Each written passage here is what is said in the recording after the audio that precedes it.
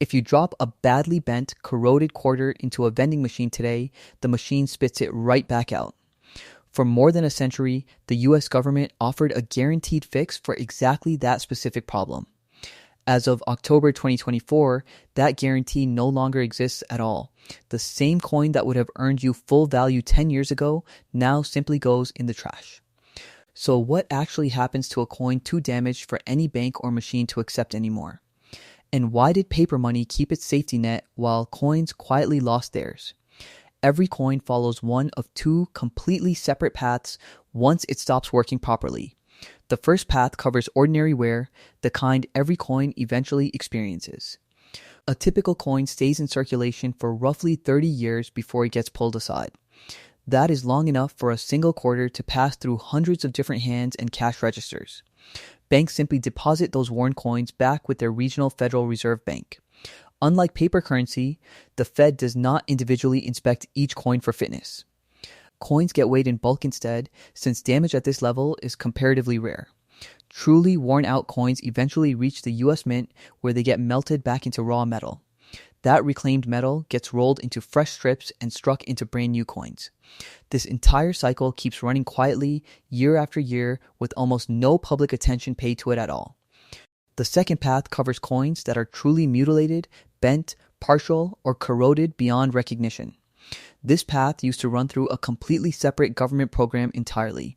The Mutilated Coin Redemption Program dated all the way back to 1911. For generations, anyone could mail in damaged coins and receive full face value in return. Metal recycling companies relied on this program heavily. Coins get lodged inside shredded cars, old vending machines, and worn-out washing machines constantly. Sorting facilities pull out anything metallic before the rest gets processed, and coins turn up more often than most people would guess.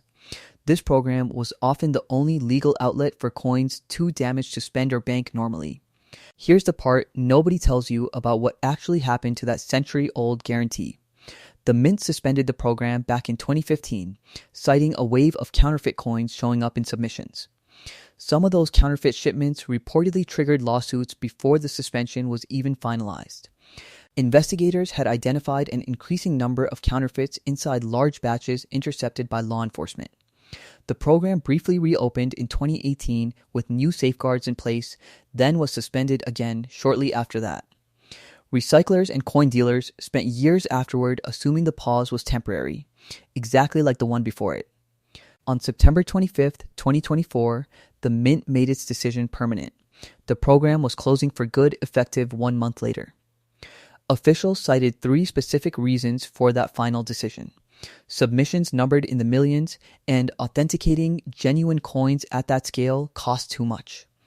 The Philadelphia facility simply lacked the physical space to keep up. A public comment period followed the initial proposal, drawing responses from dozens of businesses and individual coin holders.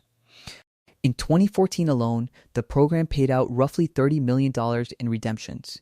It recovered only about $5 million back in scrap value, a net loss of around $25 million in a single year. That kind of yearly loss made the program an easy, obvious target once officials started looking for places to cut expenses. Not a scandal. Not a cover-up. Not anything hidden from public view, since the entire process ran through a formal published federal rulemaking notice open to public comment. Just a program that quietly stopped existing while most people never noticed it was gone. The official story most people still carry around is simple. Damaged US currency always has a guaranteed path back to full value somewhere in Washington. The fuller reality is that this promise now only applies to one half of American money. Paper currency still gets exactly this treatment today through the Bureau of Engraving and Printing's Mutilated Currency Division. That office handles roughly 30,000 cases every single year, redeeming more than $30 million in damaged bills.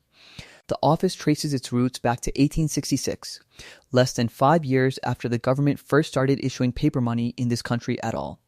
As long as more than half a note physically survives, examiners will identify it and issue a full replacement. Cases can take anywhere from 6 months to 3 years to fully process, depending on how complicated the damage actually is.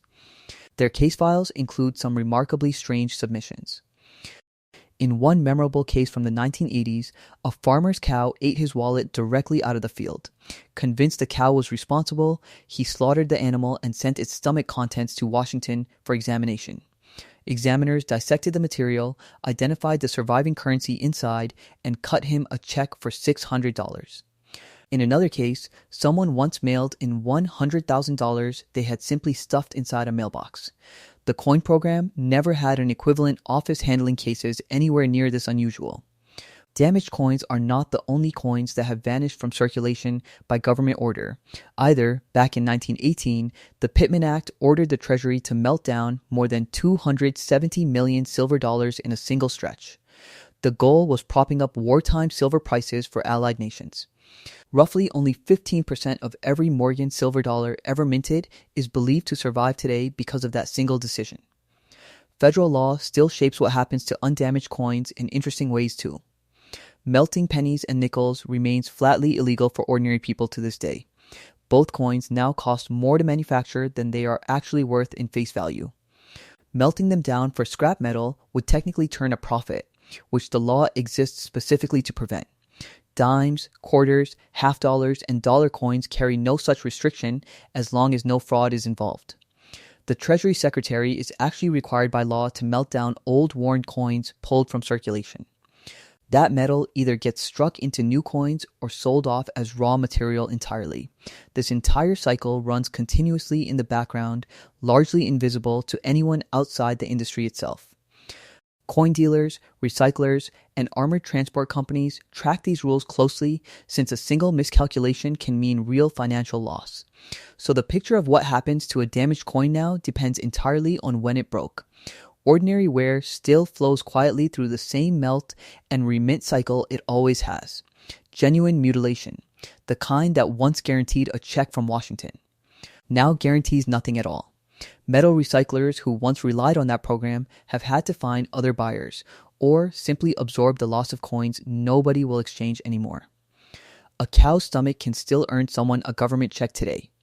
A bent, corroded coin worth the exact same amount cannot, not anymore. Coin collectors and metal recyclers alike have had to simply accept that shift as permanent since no new legislation has appeared to reverse it. Industry groups have continued lobbying for some kind of replacement program, so far without success.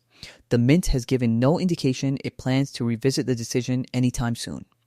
A promise this old can simply disappear in 2024 while nobody outside a coin forum even noticed.